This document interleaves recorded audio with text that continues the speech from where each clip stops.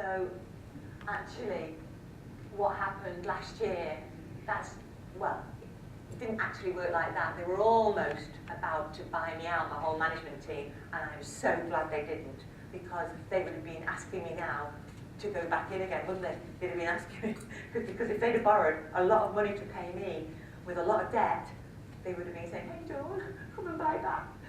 No, what happened was an American company bought us, and that actually then gave me the ability to go and do, on my second dream, and start the barefoot company. So it doesn't say world leadership there yet, but I will be. What I'm doing is taking the seamless flooring that Flowcrete manufactures, rebranding it and taking it into a completely new market that, you know, to revolutionise homes. So my barefoot living is to make seamless floor couture, and I'm mixing it with feng shui into homes, okay? Who are my customers? Can anybody tell me? Who's going to be my customers? What sex are they? That's it, it is, yeah. But who's the boss in the home? Yay! Hold on, have you got a lot of women clients? Because in the industrial flooring market and commercial flooring market, I hardly had any. But now, I've got to get into the psychology of selling to women. And just like you guys are really good at seducing women, I've got to try and get the same with my barefoot living. So I'm learning now the psychology of selling to women, because we are quite tough to deal with, really, aren't we? We're quite complex characters. Wouldn't you agree, guys? My dad was my inspiration. He was basically the guy that was always kicking me up the bottom, saying, come on girl, you can do it, giving me the confidence to succeed. Because it was quite a tough industry. Like you think, you know, your property care is a tough industry. Industrial flooring was hard work. But he did, he pushed me. And we did so many things. I mean, I was just talking earlier. One of the big jobs we got, was it? Yeah, I think it was the late 80s, early 90s, was using stitch pinning. We stitch pinned about 10,000 square metres of flooring, a failed screed in a floor down in Wapping for News International.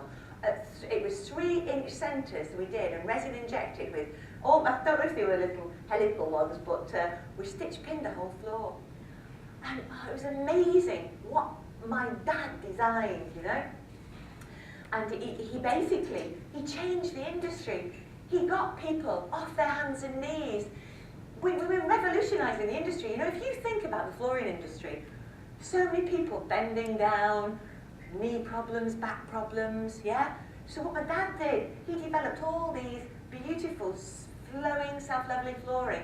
So like the screed industry now, thanks to my dad, it's just pump applied floors, you know, the anhydrite systems, cementitious systems, and that's what Flowcrete and my dad really pushed and introduced into the UK, which is amazing.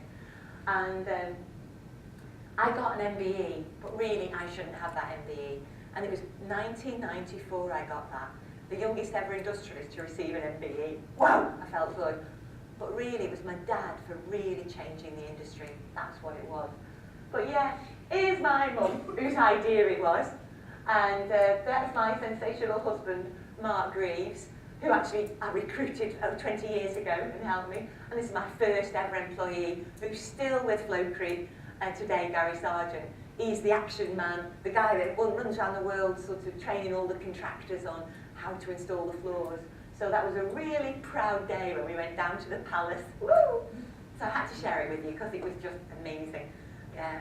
But my dad died the year before. And my name, Gibbins, I've never changed it. I never use my married name. I always stay with my maiden name because of my link with my father and how much he inspired me. And we've got a family crest, and on this family crest it says, Nitor Donor Supero, I strive till I overcome. Now, is business easy, guys and girls? Yeah, you're on the way up and then you hit something, don't you? And you've got to overcome big obstacles. Well, when my dad died, I looked at the cancer that he got this cancer called myeloma. And you looked at it and it said, prolonged exposure to volatile organic compounds. What did our industry have in the early years and the 80s and early 90s? It had a lot of solvented resin systems, a lot of tar extended resins with carcinogen on the label. So actually the industry killed him. That was, really, really then got into my veins, got into my blood, and I thought, right, we're going to change this industry. We're going to get rid of solvents. And so basically, that's what we did at Flowcrete. Removed all the solvents and been campaigning to get rid of anything volatile or any nasties within resins. But what's the, just park that one. What's the big issue now that we've got in the industry? And I bet, have you got the same? One of the things I'm very frustrated about, I'm sorry, I'm getting distracted now. Look at the environmental impact. If you look at the resin flooring industry, Remus, you're here. Look at the steel containers and look at the packaging that we've got. We need legislation to kick that out, that we can actually handle and train all our contractors, don't we? So we don't have to use packaging. Packaging's the next thing we need to start rocking the industry about. Are you the same in the structural repair market? Help me, speak to me, somebody. Have you got a lot of packaging issues, or do you recycle a lot of the packaging? Anybody going to tell me?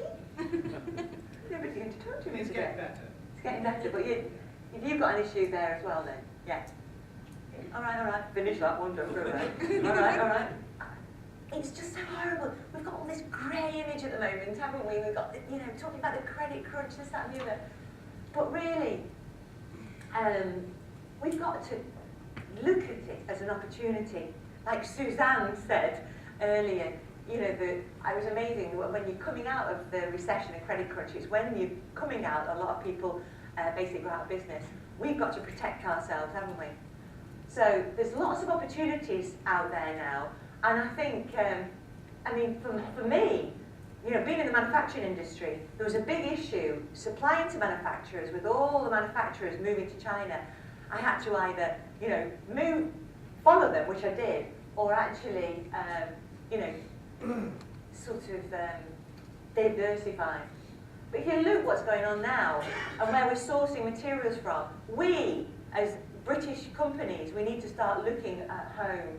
And I think we need to look at sourcing a lot of products locally here and not bringing in a lot from the Far East. And my business, basically, you have to pinch ideas from other people sometimes as well. And I base my business philosophy at Flowcrete on the HSBC model of global, make local, and that's what I did. And basically, with Flowcrete, what we did is we set up manufacturing centres across the world to support the local areas. So the first manufacturing centre we set up was over in Malaysia that actually serviced Asia and Australia. And then strategically, we moved across the world. And I think that is one of the reasons the American company loved us. Americans tend to be very good in their own market, but then, they don't really know where the rest of the world is. And so, what we had never done, we had never conquered America.